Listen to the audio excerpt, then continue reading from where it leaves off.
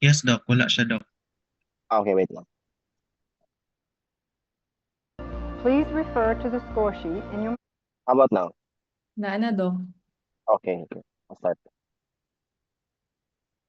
Performing the assessment, we usually begin with the neuromuscular maturity. Please refer to the score sheet in your monograph. The first criterion is posture. Posture reflects body muscle tone at rest. As maturation progresses, the fetus gradually assumes increasing passive flexor tone, which proceeds in a centripetal direction with lower extremities slightly ahead of upper extremities.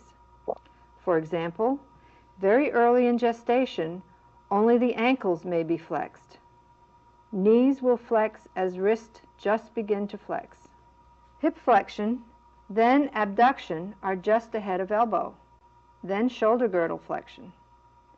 In short, the preterm infant exhibits primarily unopposed passive extensor tone, while the infant approaching term shows progressively less opposed passive flexor tone.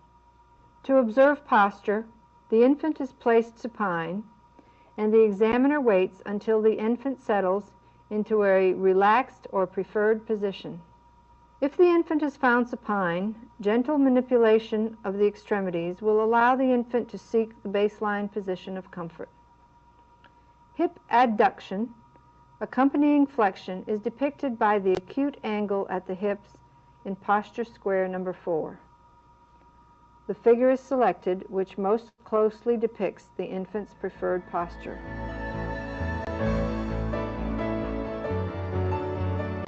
The square window assesses wrist flexibility and/or resistance to extensor stretch.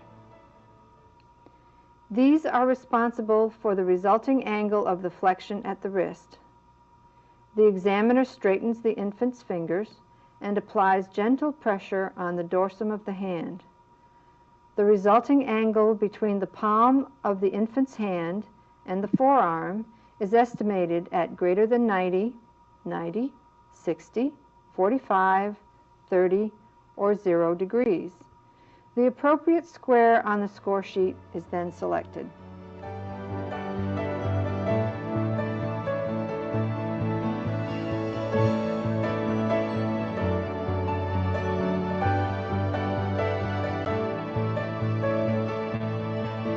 The arm recoil maneuver focuses on passive flexor tone of the biceps muscle by measuring the angle of recoil following brief extension of the upper extremity.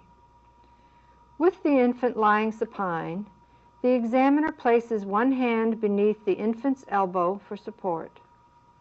Taking the infant's hand, the examiner briefly sets the elbow in flexion, then momentarily extends the arm before releasing the hand.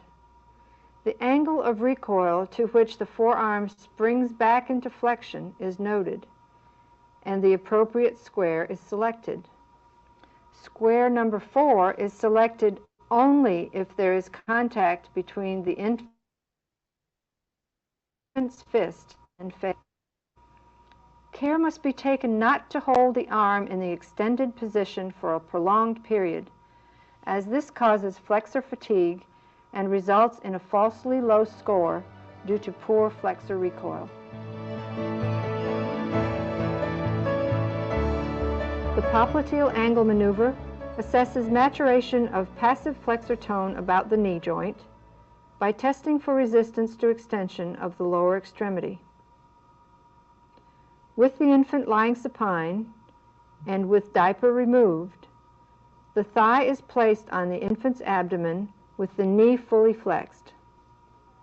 After the infant has relaxed position, the examiner gently grasps the foot at the sides with one hand while supporting the side of the thigh with the other. Care is taken not to exert pressure on the hamstrings, as this may interfere with their function. The leg is extended until a definite resistance to extension is appreciated. In some infants, hamstring contraction may be visualized during this maneuver. At this point, the angle formed at the knee by the upper and lower leg is noted and the appropriate square is selected. It is important that the examiner wait until the infant stops kicking before extending the leg. The prenatal Frank breech position will interfere with this maneuver for the first 24 to 48 hours of life due to prolonged flexor fatigue. The test should be repeated once recovery has occurred. Alternately, a score similar to those obtained for other items in the examination may be assigned. The scarf sign maneuver tests the passive tone of the flexors about the shoulder girdle. With the infant lying supine, the examiner with one hand supports the infant's head in the midline and the infant's hand just above the chest. The thumb of the examiner's other hand is placed on the infant's elbow. The examiner nudges the elbow across the chest, feeling for resistance to extension of the flexor muscles about the shoulder girdle.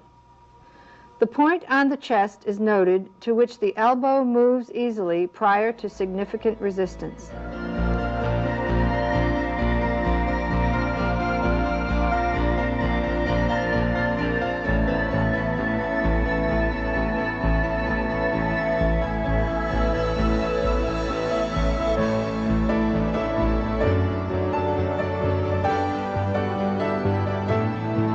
Landmarks noted in order of increasing maturity are full scarf at the level of the neck, contralateral axillary line, contralateral nipple line, xiphoid process, ipsilateral nipple line, and ipsilateral axillary line.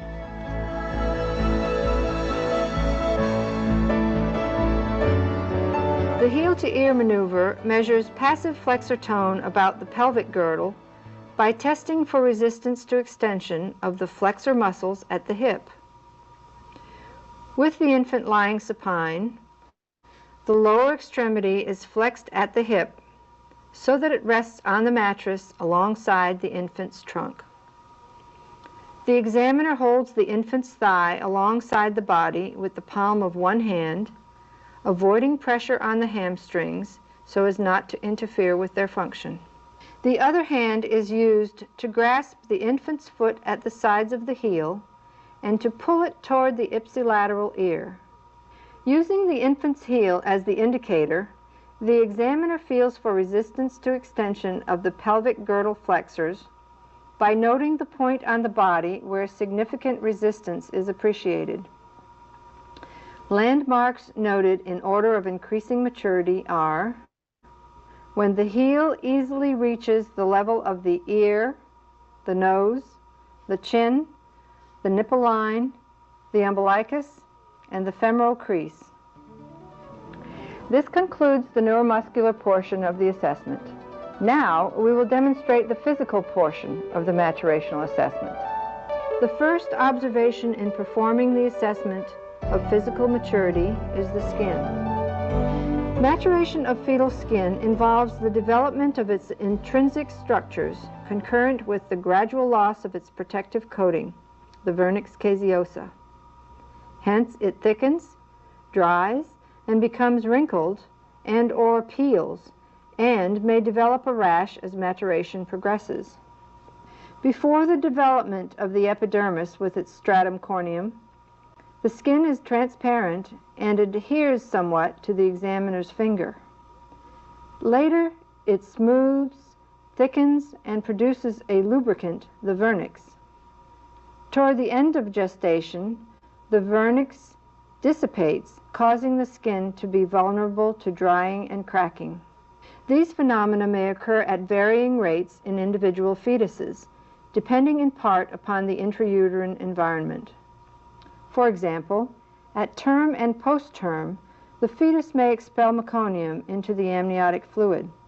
This may add an accelerating effect to the drying process, causing more peeling, cracking, and dehydration, and imparting a parchment, then leathery appearance to the skin. For scoring purposes, the square which most closely describes the infant's skin is selected.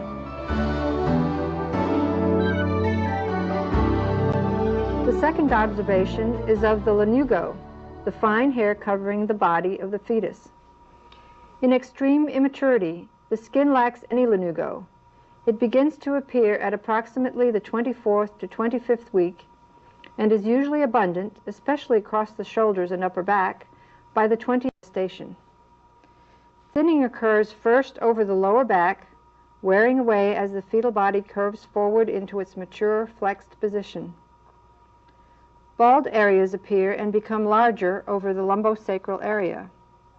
At term, most of the fetal back is devoid of lanugo. That is, the back is mostly bald. Variability in amount and location of lanugo at a given gestational age may be attributed in part to familial or national traits and to certain hormonal, metabolic, and nutritional influences. For example, infants of diabetic mothers characteristically have abundant lanugo on the pinna and upper back until close to or beyond full-term gestation. The third observation is the plantar surface. This item focuses on the major foot creases on the sole of the infant's foot. Very premature and extremely immature infants have no detectable foot creases. The first crease to appear is on the anterior sole at the ball of the foot. These creases may be related to foot flexion in utero and possibly also to dehydration of the skin. Infants of non-white origin have been reported to have fewer foot creases at birth. There is no known explanation for this. On the other hand, acceleration of neuromuscular maturity in black infants usually compensates for this with a cancellation of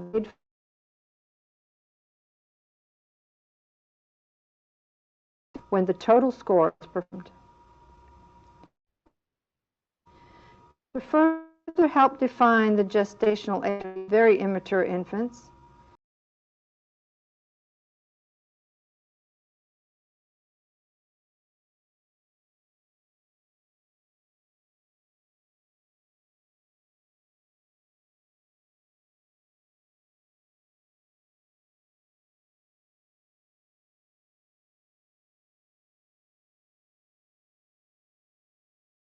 Sorry, I think I was disconnected for a bit.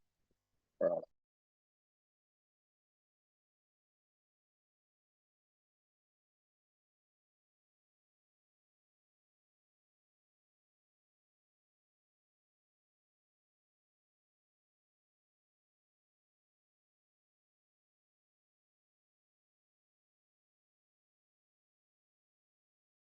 hence, there is usually no over or underestimation of gestational age due to race when the total score is performed. To further help define the gestational age of these very immature infants, measuring the foot length or heel-toe distance is helpful. This is done by placing the infant's foot on a metric tape measure and noting the distance from the back of the heel to the tip of the great toe. For heel-toe distances between 40 and 50 millimeters, a -1 score is assigned. For those less than 40 millimeters, a -2 score is assigned. The fourth physical criterion in maturational assessment is the breast. The breast bud consists of breast tissue, stimulated to grow by maternal estrogens, and fatty tissue, which is dependent upon fetal nutritional status. The examiner notes the size of the areola and the presence or absence of stippling, which represents the developing papillae of Montgomery. The examiner then palpates the breast nodule beneath the skin by holding it between the thumb and forefinger, estimating its diameter in millimeters, or measuring with a tape, and selects the appropriate square on the score sheet. Under and overnutrition of the fetus may cause variation in breast size at a given gestation. Also, maternal estrogen effect may produce neonatal gynecomastia, which usually appears on the 2nd to 4th day of extrauterine life.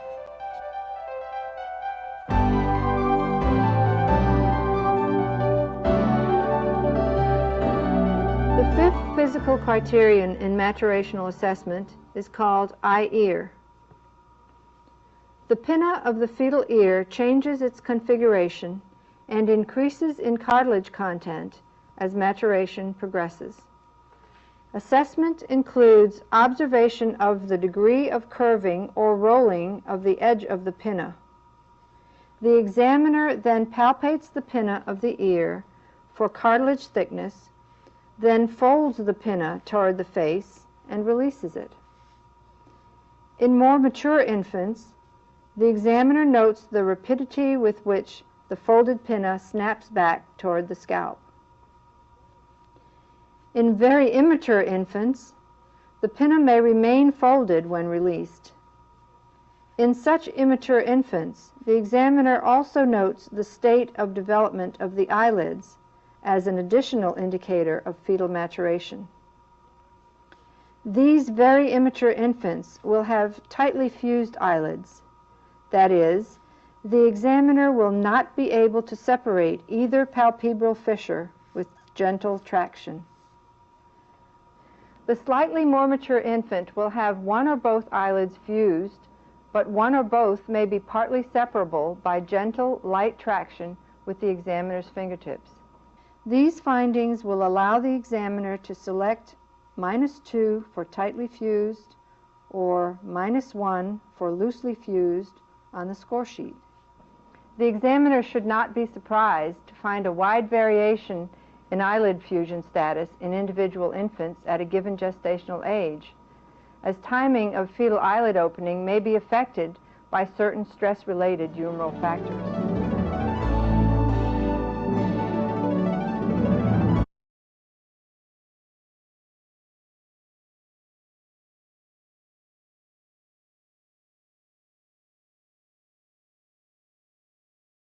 For the genitals, it was not shown in the video, so I will not continue playing it.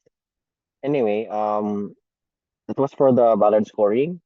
Now, aside from the other systems, another important part in your newborn physical examination is your neuro-PE. Okay, so what's important in the neuro-PE is that you have to check for your primitive reflexes, and then you also have to, I mentioned this earlier, to check for the muscle tone of the baby, the activity of the baby. So here is another video. It's about a minute lang.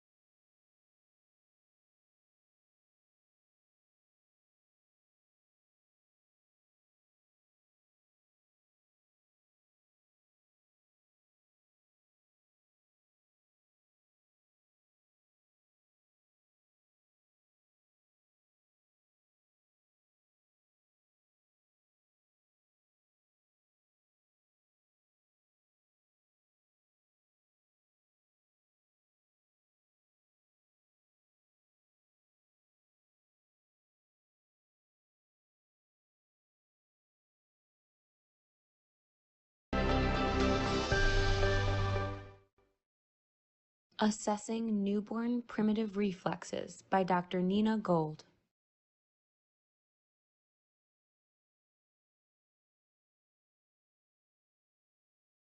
A unique aspect of the newborn exam is the primitive reflexes.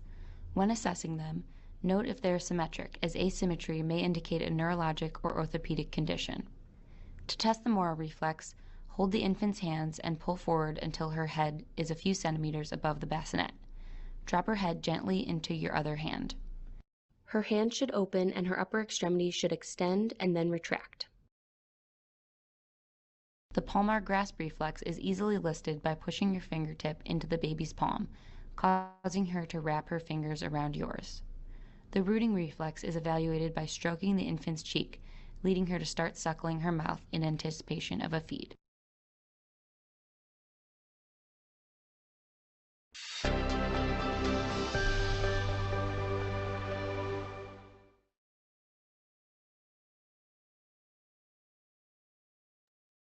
Okay, so it's pretty short.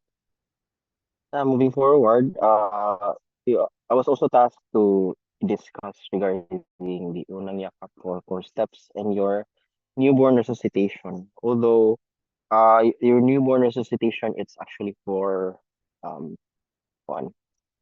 It's actually more useful for the pathologic newborn. It's also important to know. So let's proceed with the unang yakap. So for the unang yakap 4 core steps, objectives here are to know the 4 core steps in your immediate newborn care. Also to know the recommended and not recommended or discouraged practices in the care of newborn. To start, these are the recommended practice in the care of the newborn in the immediate period following birth. The 4 core steps are numbered 1 to 4.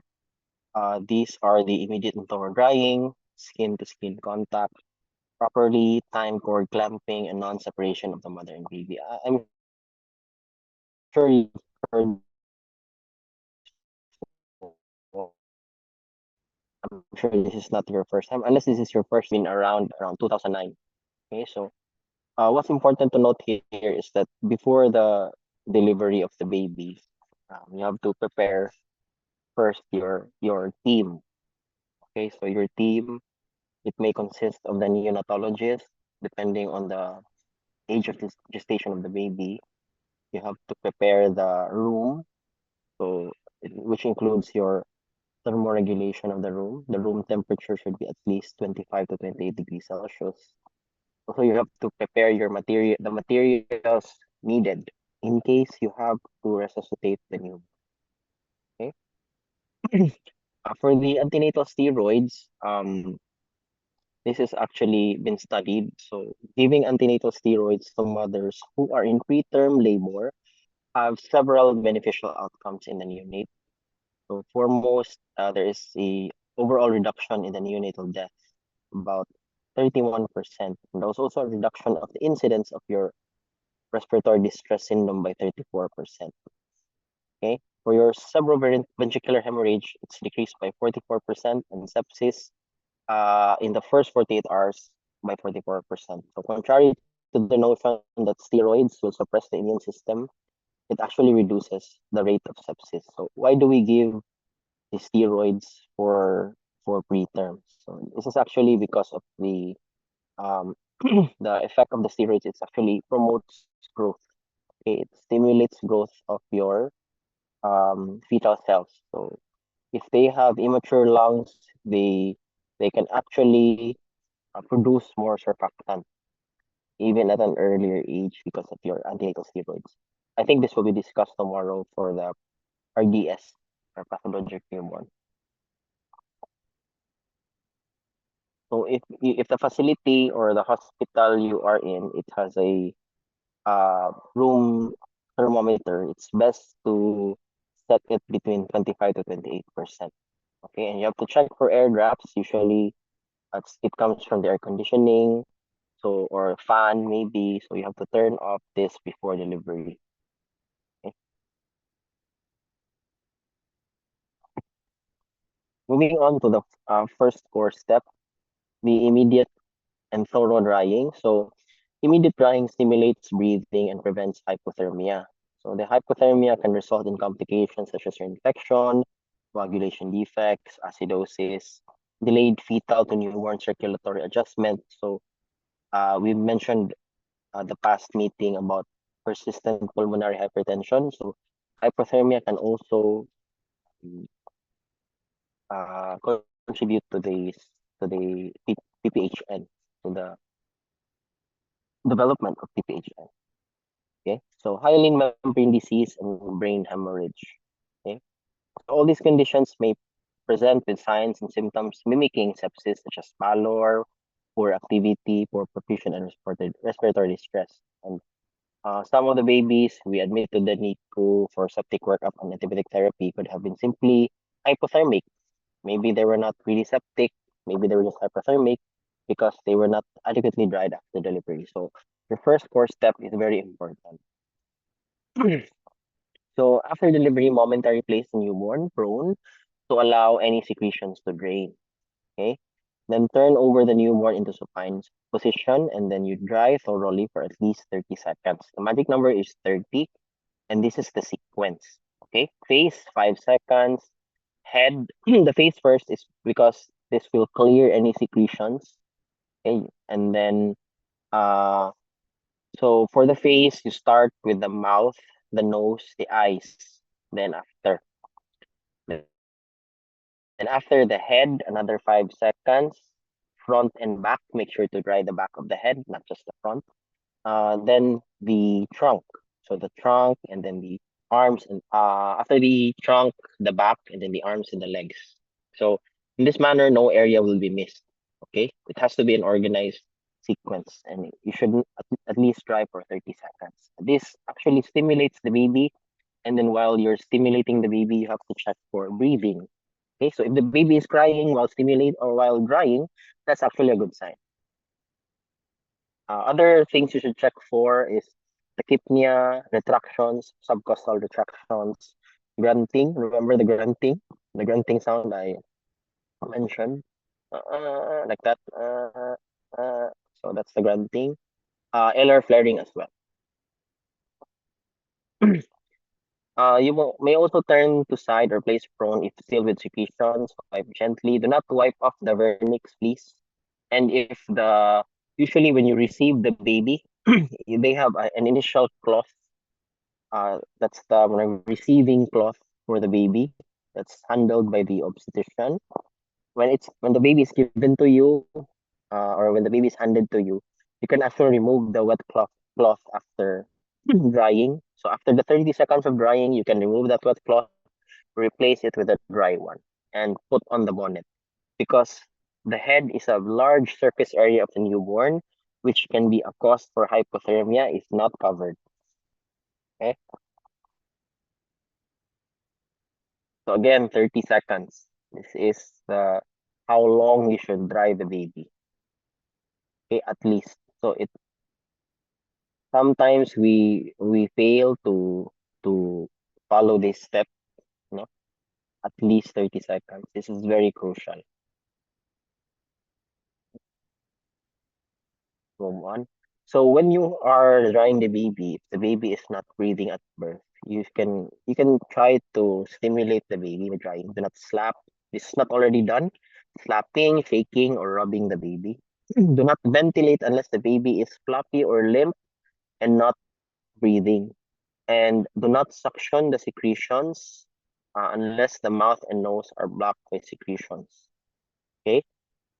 Usually the most common manifestation for secretions is gurgling sounds. So if you have a baby crying with gurgling sounds, you can suction the baby. Initially, we use the suction bulb. For more secretions, we use the suction catheter. Okay.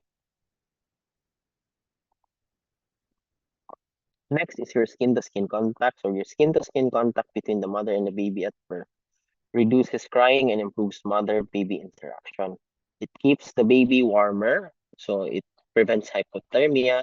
It helps the women breastfeed successfully, and aside from provision of warmth and bonding, these are the less well appreciated contributions are the overall success of breastfeeding, the stimulation of mucosa-associated lymphoid tissue system, exposure to maternal skin flora.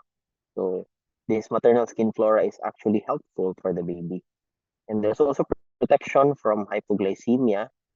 So and yeah, thermoregulation. So the mnemonic for this is blessed. Okay. So you remember this because this will come out in the exam. I'll be giving 35 questions for this topic, so please take note. So while the mother is in a semi-upright position, the baby should be placed prone, just like in the photo. Okay, with the head turned to one side to facilitate drainage of secretions. And the baby and the mother's chest are both naked so that the baby has full skin-to-skin contact with the mother. And you can cover the baby with the dry cloth and apply the bonnet. Okay. Again, check the room temperature. It should be 25 to 28, and the baby should be between 36.5 to 37.5. For the properly timed cord clamping, um, this actually can decrease anemia in term babies by 80% because placental transfusion can provide the infant with an additional 30% more blood volume and up to 60% more red blood cells. Okay, so if you cut the cord too early, this can actually result in anemia, and if you cut it too late, this can also result in anemia. Okay, the need for blood transfusions in premature newborns were also decreased. Bleeding, such as your intraventricular hemorrhage, was also decreased by 51%. And there was no significant impact on the incidence of postpartum hemorrhage with your properly timed cord clamping. How do you do the properly timed cord clamping? Of course, before you go into the delivery of the baby, you have to wash your hands and you have to don 2 pairs of gloves. So after delivering the baby, remove the first set of gloves, and then using the second pair, still sterile, palpate the umbilical cord.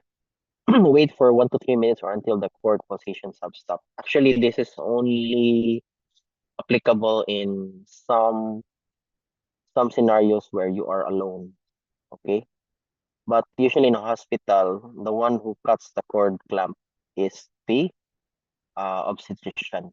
So the obstetricians are also educated regarding newborn resuscitation. Okay, these slides are from NRPH.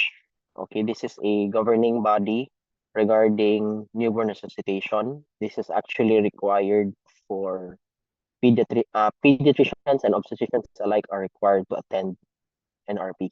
Okay, there's like BLS. Okay, it's like BLS, but instead for basic life support, this is for newborn resuscitation. Okay. Oh, also important to note that do not milk the cord towards the baby. Okay, milking of the cord is no longer practiced. So there are certain scenarios where properly timed cord clamping cannot be done. So for example, when the baby comes out and the baby is limp and not crying, no respiratory effort, of course you have common sense. You have to do immediate newborn resuscitation. You have to dry the baby first for 30 seconds. But if the baby is not crying, even after stimulating for at least 30 seconds, and you think that the baby needs resuscitative efforts, then you can cut the cord early. Okay. So this is how you do it.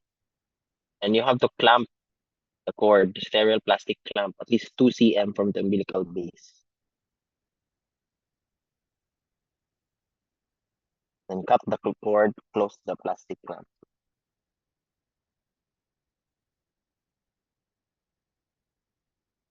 So the fourth course step is your non-separation of the newborn from the mother. So never leave the mother and the baby unattended. You have to monitor the mother and the baby every 15 minutes for the first hour. And then usually what we do is every 30 minutes for the second hour, and then every hour until up to 4 hours. Okay. So breathing, you listen for grunting, look for chest indrawing or chest retractions. Fast breathing, for the fast breathing, it has to be more than 60 cycles per minute.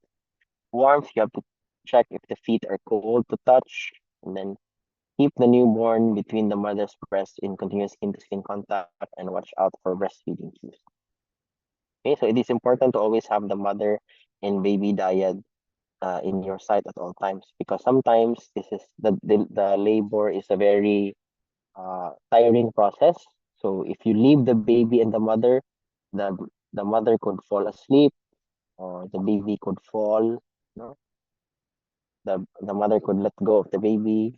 So there are many risk factors. Okay? Uh, fall. Also, if the mother is carrying the baby, or maybe swaddling the baby, the mother can suffocate the newborn. Okay, so basically do not leave the mother and baby dyad. So after the first full breastfeeding episode, you can already do the eye care, the quick physical exam, injections last. So this is what uh, this is uh, this is necessary, that you don't interrupt the four core steps. You cannot do physical exam while the baby and the mother are breastfeeding. You cannot do the eye care, so you have to wait. Okay. Why? Because, for example, if your mother and baby are doing skin to skin contact and you give the injections right then and there, what happens to the baby? Of course, the baby cries. So if the baby is crying, it's almost impossible to feed the baby, or it's almost impossible for the baby to latch. So disorganized na dayon ang imuhang fourth step. Okay. So after the delivery, maintain skin to skin contact and transport mother and baby diet to recovery room if the baby and the mother are stable. And then you may room in actually. Okay, you may room in immediately if they are both stable. But you have to check first if the baby is fit for rooming in. That's why it's important to do your thorough physical examination after the four core steps of your unang yakap. So you have to apply those things you've learned from the previous lecture, and then you have to correlate them clinically with your patient. So if the patient you think is normal, then room in.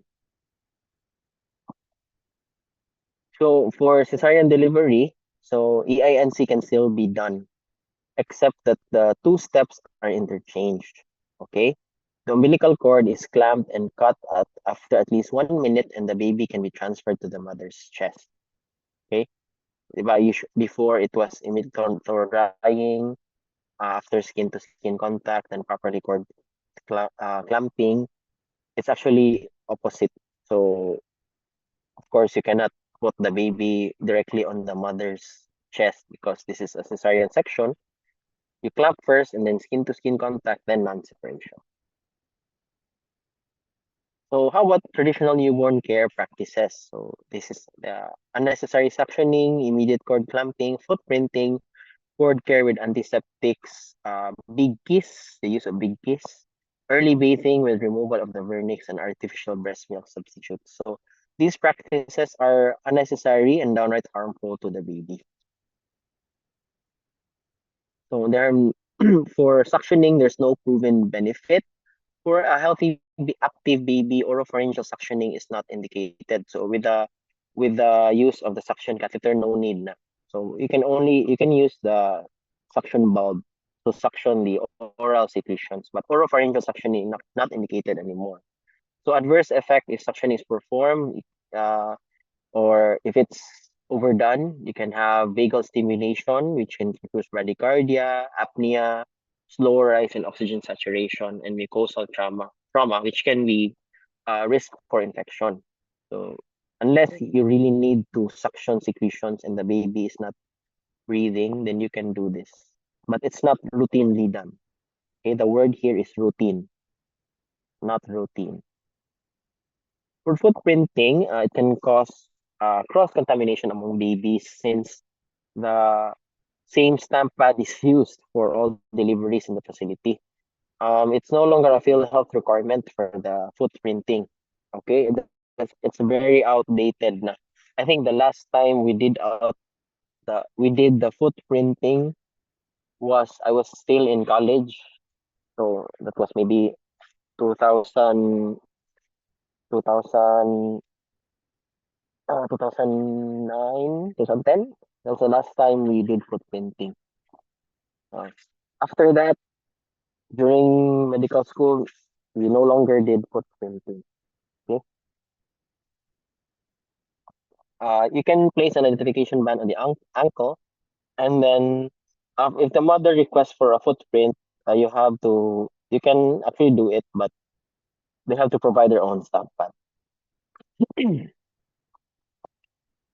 Big kiss. So I'm not sure if you're familiar with this, or I don't know if you've seen this, but this is actually they tie something around the abdomen of the baby.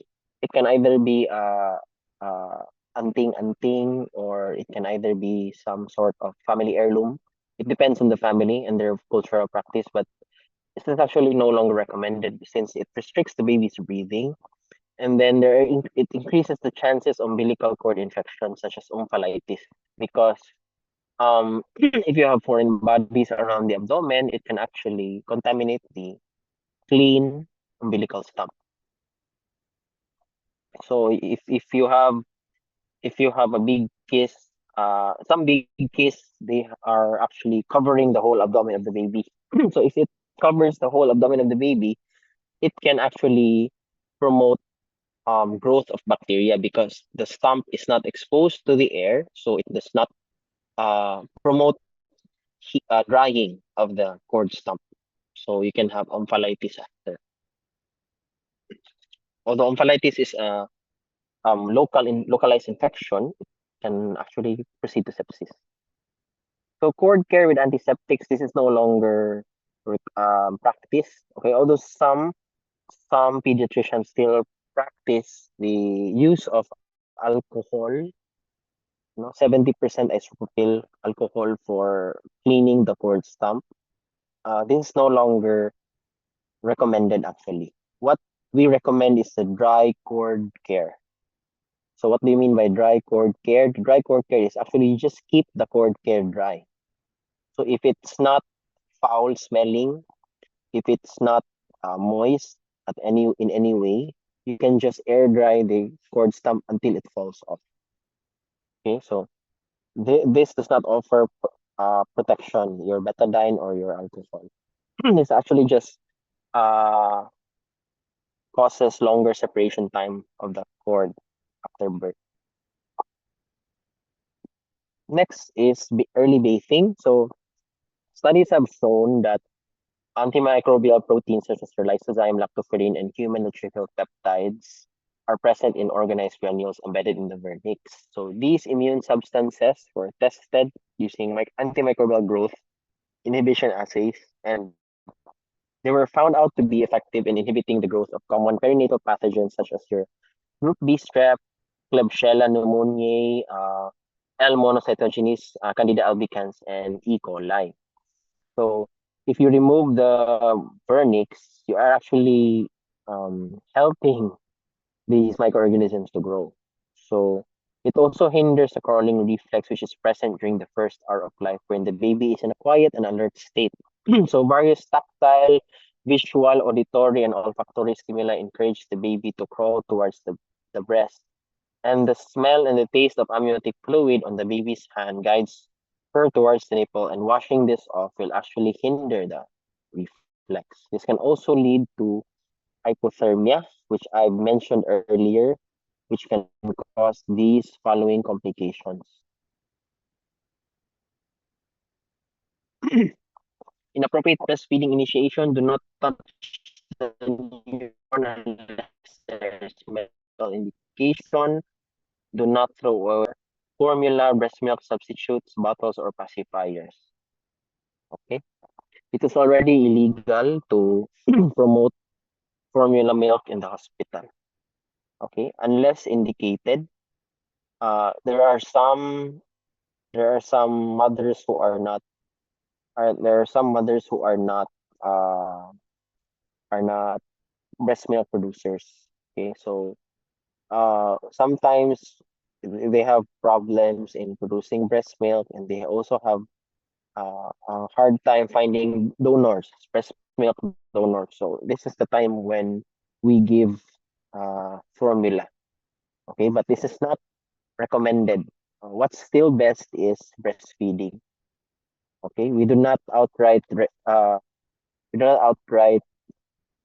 endorse formula for the babies. So artificial breast milk substitute is actually exposes the newborn to different types of infectious agents, challenges already in a weak, premature, immature gastrointestinal system. So what we mean by here is that when you use your artificial breast milk substitute, of course, it has to have a container or it has to be prepared. So what if it's mishandling or improper preparation of the breast milk substitute? So this can expose the baby to an infectious agent.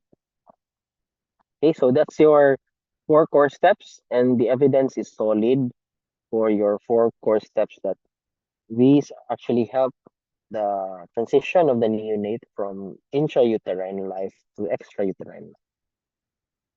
Okay. Next, we have your positive pressure ventilation. Going back to the delivery of the baby, remember last time we discussed the Apgar score. So if you can recall, the Apgar score is used to to assess if your neonate requires resuscitation or not. So if your neonate requires resuscitation in the first minute of life or the first 5 minutes of life, this is what you apply. So at the end of at the end of this slide, you can already know, or you already know how to ventilate and how to provide effective positive pressure ventilation. Also to troubleshoot resuscitation devices. Okay. So indications for PPV include your apnea or gasping. So if your patient after thorough drying and simulation, after waiting 5 minutes, still no breath, or babies, not 5 minutes, after 1 minute, still no breath, Apgar score is poor, then you can actually do your PPV. Okay. Other parameters include your heart rate, if it's less than 100 beats per minute, even if breathing, especially if hypoventilated, you can do your PPV. Okay, so what is required here is your quick thinking and your quick decision making in the first minute of life. Aside from that, you can check for persistent cyanosis despite 100% free flow oxygen. Okay. By the way, we also give free flow oxygen if the baby, for example, if the baby is cyanotic all over when the baby is born, but the baby is crying, vigorous, sometimes we give free flow oxygen 100%. Okay. If there is improvement of color after 100% free flow oxygen, usually we don't do PPD. But it's still, if the baby is still cyanotic, we give PPD or positive pressure ventilation. So ventilation of the lungs is the single most important and most effective step in the cardiopulmonary resuscitation of the compromised infant. If you can recall in adults, if you have in adults in the BLS, if you have heart rate of less than 60 beats per minute, you already perform chest compressions, right? Right, diba? Or if you can remember, BLS. In the babies, it's different. If you have the heart rate less than 100 beats per minute, it's usually, the problem is usually ventilation. So you ventilate first. Usually, most of the time, it works. It works. The ventilation works. So there are 2 types, the self-inflating bag and the T-piece resuscitator. What we have in the Philippines, based from my experience, we usually use the self-inflating bag. I have not encountered the T-piece resuscitator, not even once. So the advantages of your self-inflating bag is that it always refills after being squeezed. This is the self-inflating bag, by the way. I think you've seen this. Inflates without compressed gas source, and pressure release valve makes overinflation less likely. The disadvantage of it will not work without a gas source. So ensure that you have an oxygen tank connected to your self-inflating bag, and it requires a tight face mask seal to inflate the lungs. So you have to. Have you had your ACLS already or BLS?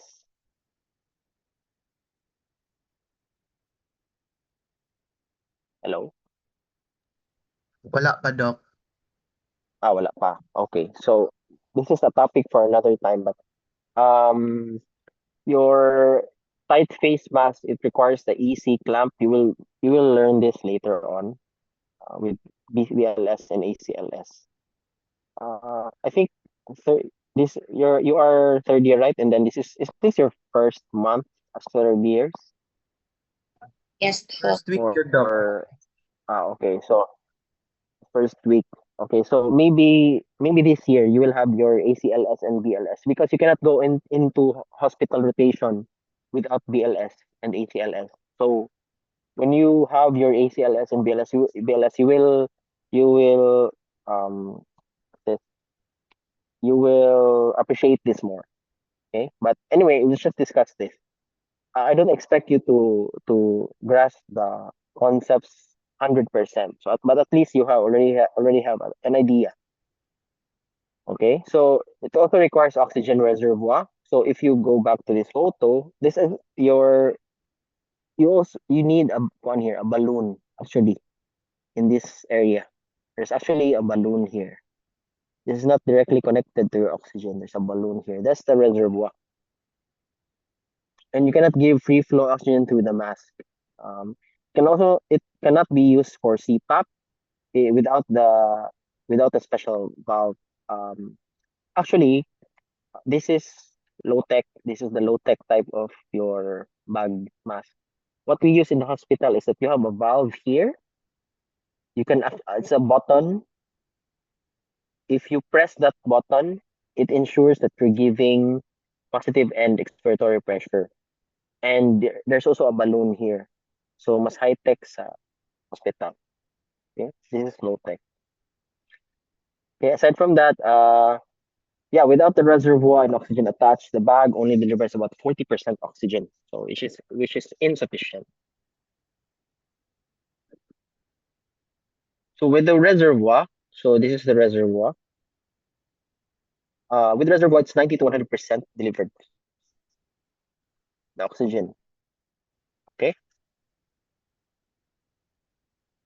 So for term infants, how much oxygen should they receive? If blended oxygen is not available, resuscitation should be initiated with air. So in the hospital, you have an oxygen blender.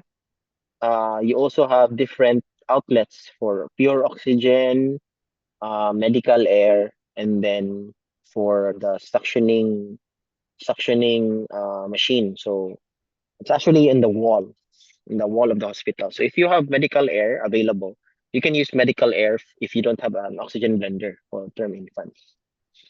For preterms, less than 35 weeks AOG, they should be initiated on low oxygen, 21 to 30%. Okay, that's about maybe 2 to 4 liters per minute of your oxygen. So that's because they are at risk for retinopathy of prematurity. And oxygen concentration should be titrated to achieve the target preductal oxygen saturation. If you can recall, I showed you a slide regarding the target oxygen saturation of the neonates. Okay. Initial resuscitation of preterm newborns with high oxygen, 65% or greater, is not recommended. Okay. So this is the TPs. This is the TPs attached to a CPAP.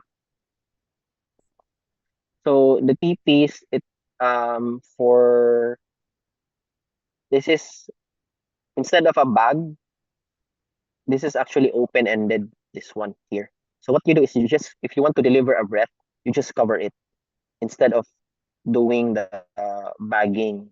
So it's less effort. Then I don't think it's available here in the Philippines. What we usually have is the bag valve mask. Okay, so look, what if the PPV is not working? What if despite my positive pressure ventilation with the bag mask valve is not working? So you have to do your ventilation corrective steps. So the mnemonics for this is Mr. SOPA. MRSOAP. Mr. SOPA. So if the infant remains apneic or gasping, or if the heart rate is less than 100 despite PPV, you have to do this. Mask readjustment is the first step. Maybe your mask is not well fitting. maybe it's too small, too big, or you're doing the wrong technique, you have to do mass readjustment. You also have to do repositioning of the airway. So if this is not this is in BLS, you use the head tilt chin lift maneuver. Okay, so head tilt chin lift. You reposition the airway. Maybe the airway is closed because the baby is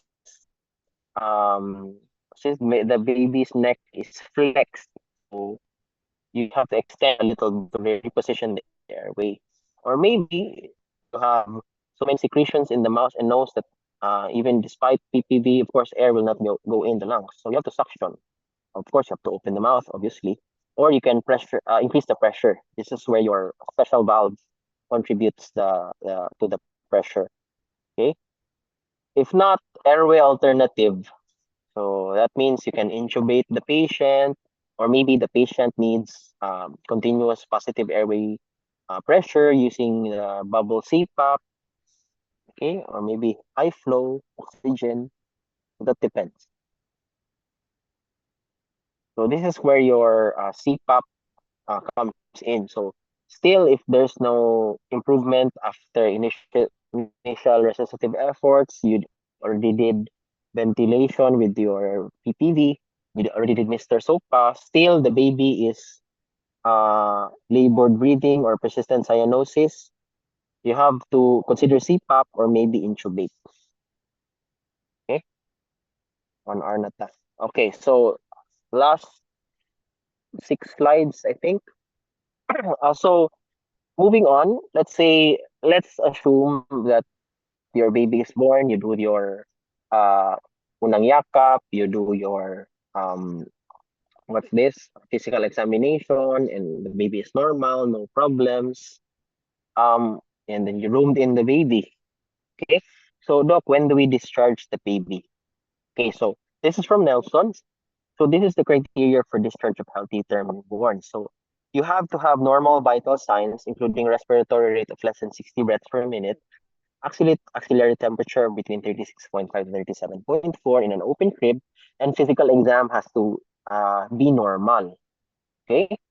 And the baby has to have at least regular urination and one stool.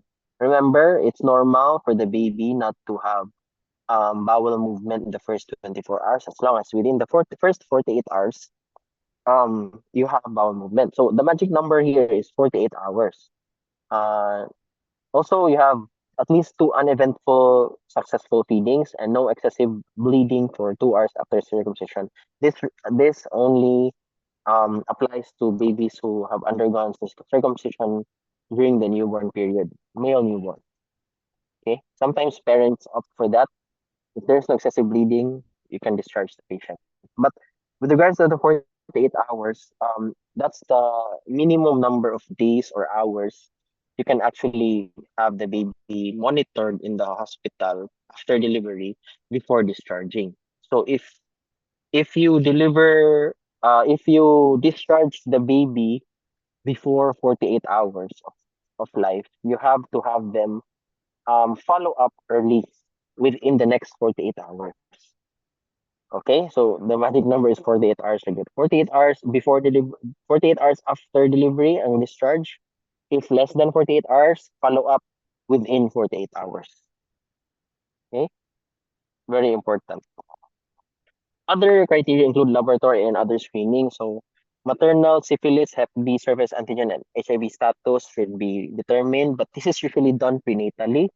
Newborn hepatitis B vaccination is administered. It's done before discharge. Also, appointments regarding vaccination should be discussed prior to discharge. This one, maternal tetanus toxoid, reduced diphtheria toxoid, and acellular pertussis vaccination for the mother, that should be done prenatally. Okay, if not, you have to educate the mother regarding the risk for acquiring pertussis. Okay, we last year, no. I think it was between 2020, middle of 2023, early 2024, there was an issue regarding Tdap vaccination. Usually, we give Tdap vaccination for mothers in the health centers. But there was an issue in the health centers before all over Cebu where there was a shortage of the Tdap vaccination. So this was around early 2023. We did not see the effects of these up until late 2023 and early 2024. Even early 2024 and up to the middle of 2024, where we had a surge in pertussis in the uh age range of 0 months to 6 months. Okay, we had a surge of your pertussis infection. So pertussis is very, very dangerous in less than 6 months of age. Okay, so this is very important. Also, maternal influenza vaccination during the flu season. Why? Because if your mother is not vaccinated with the flu vaccine, she can readily get the flu and transfer the flu to her newborn. Aside from that, evaluation and monitoring of sepsis based on maternal risk factors such as GBS colonization. This is where your GBS screening for your mothers come into play. So if the mother is GBS negative, it's much better.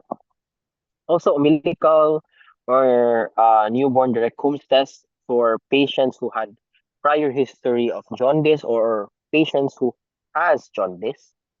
So it's clinically indicated. Also, the expanded newborn and metabolic screening.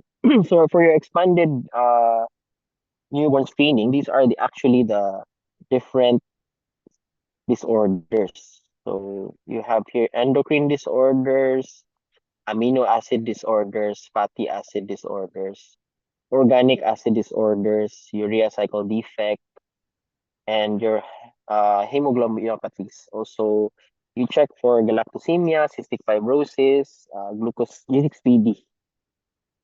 Okay, so this is very important. Your newborn screening. So your newborn screening is actually done within the first 24 to 48 hours after life. Of life. What we do actually is we wait for the mother to have the baby fed. So if the baby is already fed, we wait after 24 hours before doing the newborn screening. Okay. And we delay newborn screening for actually we repeat not delay. We repeat the newborn screening for preterm infants. We do not delay. If the infant is preterm, we still do the newborn screening, but there are certain conditions where it is not recommended, especially if the patient has received blood transfusion. Now, if the patient has received blood transfusion, or if the baby has received any form of amino acids, IV amino acids, then we can opt to delay the newborn screening. So special cases lang siya. Sorry, excuse me. So for newborn screening, for those infants who receive blood transfusion, uh, they have to wait for 3 to 6 months, okay, before repeating the newborn screening. Okay. What else? Hearing screening. So for hearing screening, this is done after 24 to 48 hours of life as well, or before discharge if possible. In 2009, the Universal Newborn Hearing Screening Intervention Act of 2009 was established. This act is geared towards institutionalizing measures for the prevention and early diagnosis of congenital hearing loss among newborns. So, required na ni siya, okay, for all institutions, regardless if it's kanang this, they call that, not hospital, but paanakan or the birthing center. That's the term, birthing center. This is also enacted to ensure that all newborns have access to hearing loss screening. This is screening, ha? This is not confirmatory. Screening as a part of routine newborn care, and it aims to ensure effective screening with subsequent referral to appropriate institutions qualified to provide early interventions and consult with qualified providers. Okay, so how do we do your hearing screening? So your hearing screening is actually done using your auto-acoustic emission testing. It's a handheld device actually, and your auto-acoustic emissions, they originate from the outer hair cells in the cochlea, and they're detected by miniature microphones. Your what we do is we check for the integrity of the cochlea using your transient evoke OAEs. So if you have a hearing loss down to the 30 decibel level, it it is actually sensitive, this autoacoustic emission. For the advantage is less time consuming, and they are reduced in the if the TEOAEs are reduced with the middle and inner ear dysfunction. This can actually mean that your hearing loss is more profound. Okay, so if it's less than 30 decibels, that's usually mild. But if it's more than 30 decibels, you can check, you can do further testing if your hearing loss is moderate or profound. Okay, so why 30 decibels, Doc? Because 30 decibels, that's the average intensity of your human voice or human speaking voice. 30 decibels. Okay, so if you have a usually what we do here is after the OAE or the auto acoustic emission testing, we label the ear either pass or fail. So we've had cases before where both ears have failed or only one ear has failed and then one ear passed. So if that happens, if one ear passes and the other ear fails, you can repeat it while the baby is still in the hospital or in the institution. And you can repeat it before discharge. But if after repeating it's still a failure, both ears still fail, you can actually have a repeat testing before the 6 months of age. What type of testing are we talking about? This is the audiometry. This is more sophisticated testing. This is not the same as OAE. Okay, why? Because why 6 months? Because before the 6 months of age, these neonates, they still don't have phonation. Okay, after 6 months they already have phonation, so they can babble the vowels. Okay, so if you have hearing loss, uncorrected hearing loss after 6 months of age, you are actually putting the baby at risk for language delay. Okay, that's it. Next, aside from that, social criteria is included in the criteria for discharge. So evidence of parental knowledge, ability, and confidence to care for the baby at home. So this is important in parents who are first timers, no? But if they are already like second time baby, third time baby, usually it's less of a hassle in educating parents. They have lesser questions. Okay, so you have to educate the parents regarding feeding, normal stool and urine. Sometimes there are common questions. Doc, is it normal that the baby always poops after breastfeeding? Yes, it's normal. Cord and cord, skin and general care, recognition of illness, that's important. For example, jaundice, poor feeding, lethargy, and fever. Infant safety, car seat, not common in the Philippines. Availability of family and physician support, especially during follow-up.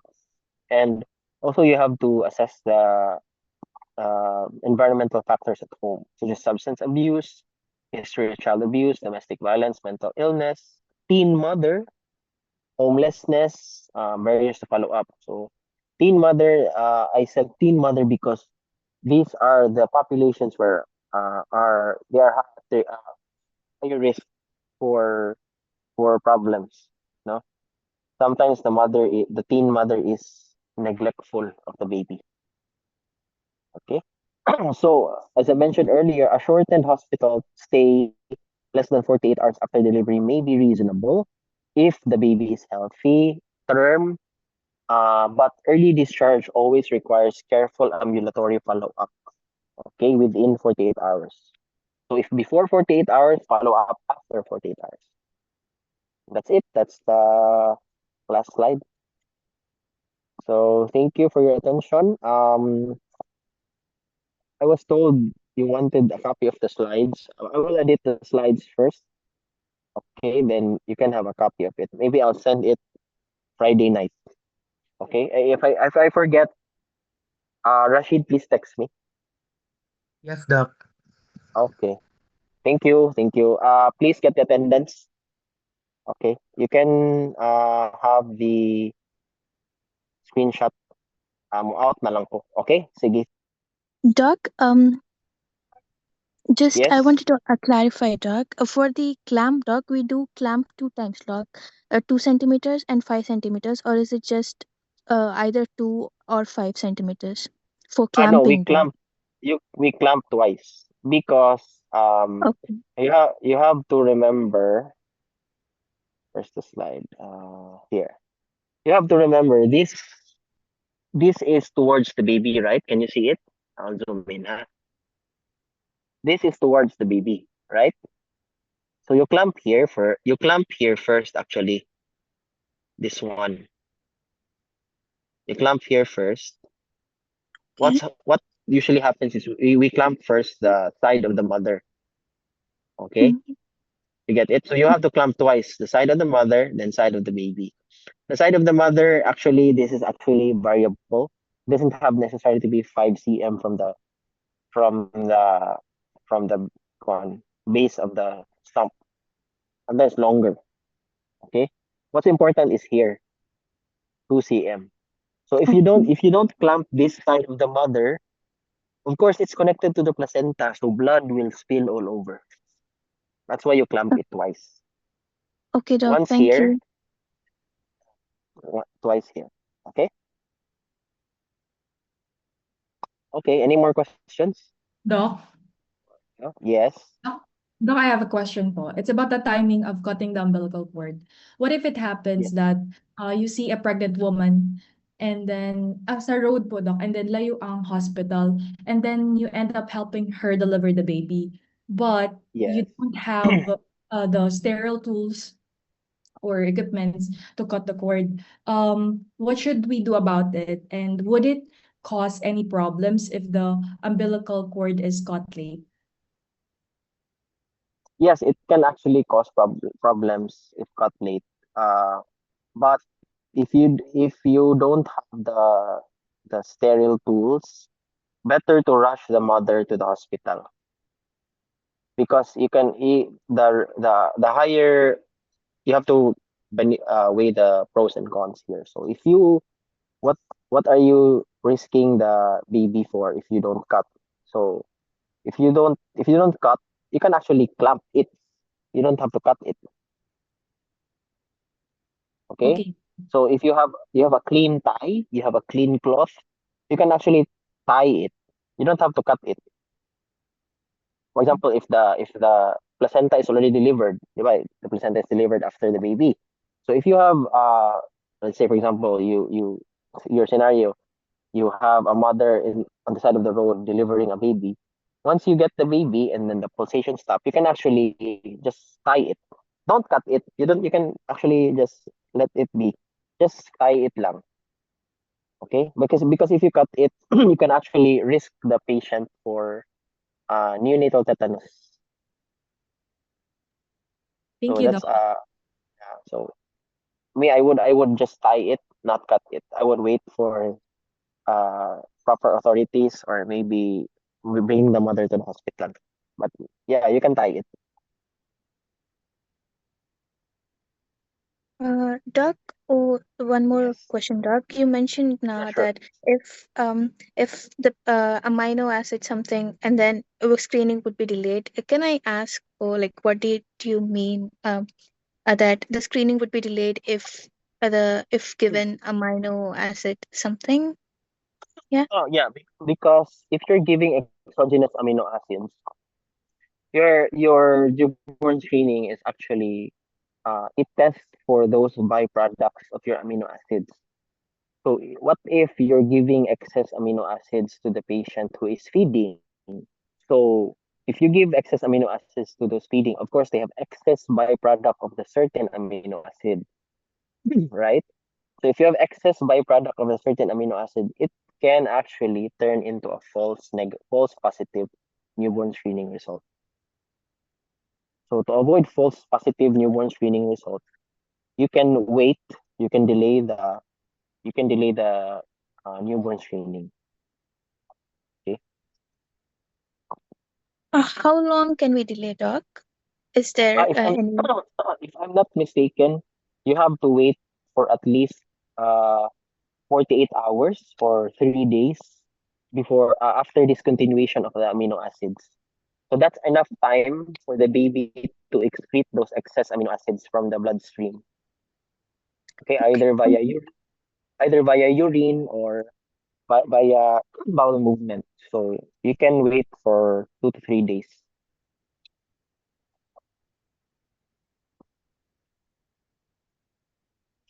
Okay, Doc. Thank you. Okay. Any more questions before I go?